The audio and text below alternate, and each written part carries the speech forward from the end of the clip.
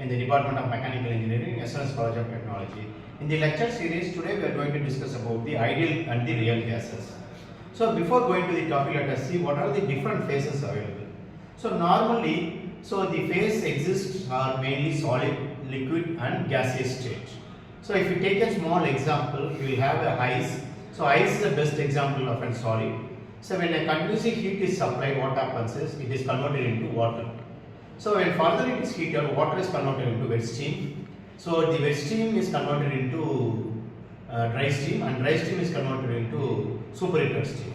And also in the real time we are having gases. So here we must know what is pure substance. Okay.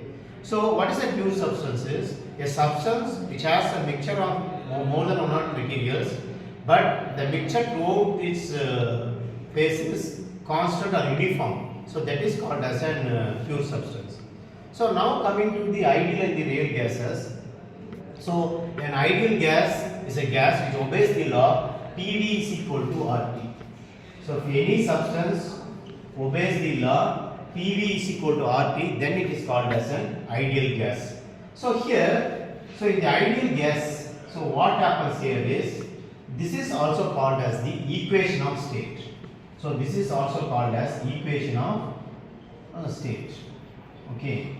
So here in these conditions, what happens is at different low temperatures and pressure, what happens is this density may changes. Okay. So this density may change. So now this behavior, this is called as the ideal gas. Okay. So this is called as the ideal gases.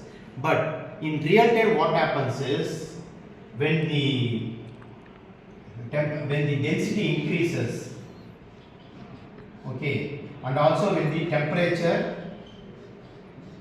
increases, so what happens? So definitely the behavior of these gases changes. So definitely the behavior changes.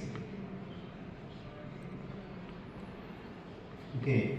So now what happens is, then this will not act as a real gas. So it acts as an ideal gas. Then it is called as an real gases.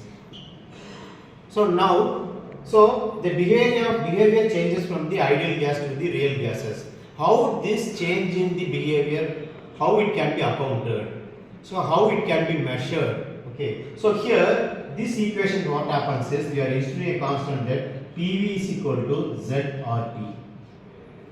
Okay. We are introducing the value of Z. So this Z is called as compressibility factor.